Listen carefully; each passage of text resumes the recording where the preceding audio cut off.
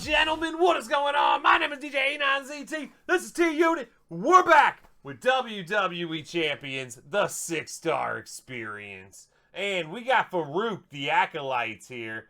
And we're checking back in with him. I don't think I did a proper preview with him when he came out, so this may be my preview video. So, we got purple moves, 2 more MP, leech gems doing 75% more damage. So that's pretty decent, 26k ability there. We're going to take two movesets on this. I've been doing 1 moveset apiece and moving on. We're going to do 2 because we got a big build here for some big damage, and then we got a really safe sub build. So, we're going to check this out. Double greens here. Choose 9 red. This one here, do 210,000 bonus damage for every red gem. Then we got a pretty complicated Dominator here. First off, you're going to deal 2 million base damage and choose a 4x4 area to swap into green gems, pin the opponent. Hardcore. If the opponent is an acrobat, you're first going to deal 500,000 damage and then increase your green gem damage by 500% for 1 turn. That'll happen for the big area of green there. So that'll be like a huge added on bonus there. Now, we got Grayson Waller for 2 green MP and 75% red move damage. That's huge on to a move that already has 2 million base damage. I got Roxanne here. Green and red both getting 4 MP. You really only need to use George Steele for 4 green MP. I'm just being a little extra here. We got Bret Hart. Red finishers. 50% more damage. That's all for that Dominator. Then we got the Gooker, 40% any color move damage. You could use Trickster Snoop Dogg for 40% red move damage there. Or anybody that gives you some extra red move damage, you could put there. Or you could put flat green gem damage if you don't have anybody good for red move damage there, because that will also buff the big cascade out there. We've got 100% move damage strap. Double takedown too. So we got 180% move damage added on here. I got the NWO plate. Tested loyalty. Whenever you break 6 or more red gems, increase your red move damage by 75% for 2 turns. And we got the Kevin Owens show. Whenever we break 4 plus green gems, generate 10 random black gems at the end of your turn. That's just a little FU on the end of the cascade. Just because. You could run defensive stance green there, no problem. Now, there's also a strategy to be said for running Santa's muscles here. So whenever you break 3 or more red gems, you get 3 green move points. There's something to be said for doing that, setting up a 5 match and a 3 match, and reloading this green move and hitting it twice in 1 turn. You do have a high chance of cascading that and failing. But if you can hit that bonus damage for every red gem 2 times in the turn, that's huge damage output, and you can do that. But I'm going to run the NWO plate little safer. It's going to give me about 1.5 million added damage onto my finisher when I hit it. So I'm pretty happy with that. It's already super unstoppable here. He's already a freaking monster. Now let's look inside this moment. If you're in feud, does any of it? Yeah. If you're in feud, that red move, 200% more damage. Pow. Pow. Unreal. Alright, let's see it. And we're going up against an acrobat. Now, I know you say, you're just cherry picking for that hardcore move. Brother, he's going to be out of health before we even hit the green gems. Okay, so turn 1. And I'm just going to note, we had to retake this because I had to swap in a red move damage medal, 200% there, okay?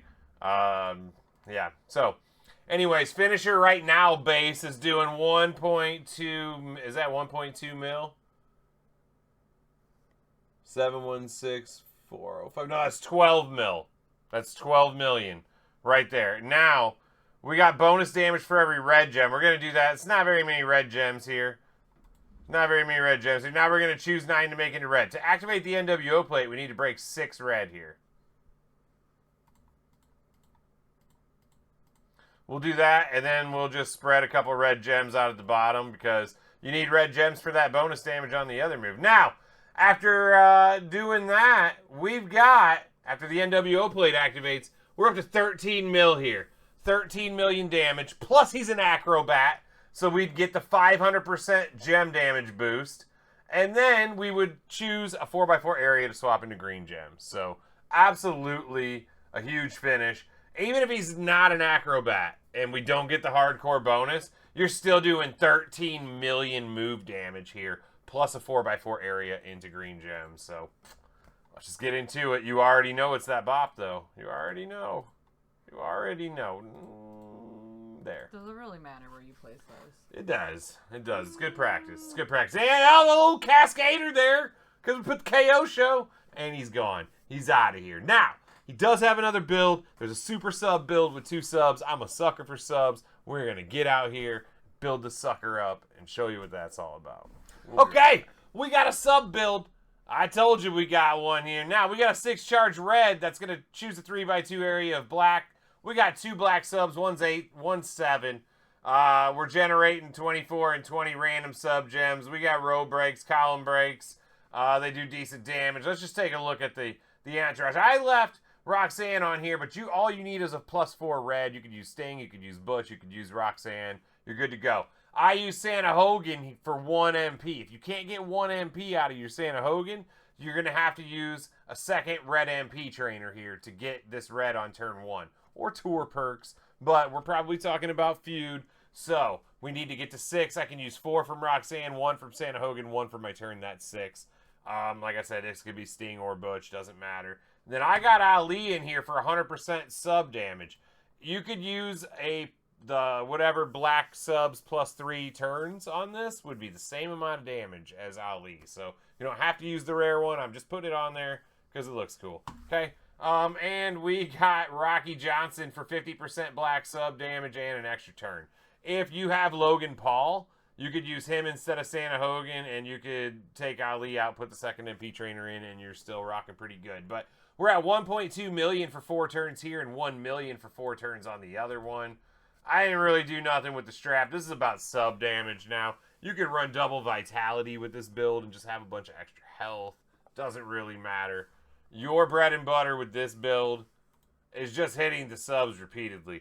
This is what the Seal of the Acolytes skill plate was made for.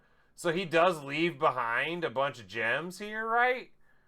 So I'm going to do 1.2 million for 4 turns. And all these leave behinds are going to be like column breaks or row breaks for these 2 subs. And then you could get 1 good cascade off the board. But he's going to be dead anyways. Like, look at this. Like, you know what I mean? I mean, if you're going up against Silver, you have to do that a couple rounds. It's not that slow. Very effective. You just have to make sure they're not charged right there. And if you find something to break, I found the one thing that wouldn't break the board, and I was already mid-swipe. All right, boom. There we go. That blows it all up. Now you're refilled. If you had Seal of the Acolytes on, that cascade would be a little higher damage, but it's not super necessary to do that. There you go. Farooq.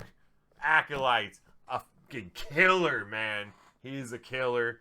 He is an absolute killer. If you got him, build him. You got him? Wait, who's the other Acolyte? You got Farooq? Who's the other Do you have Farooq? Of course I do. Build him! I am. Bladshaw's the other one. Yeah, I got Until next time.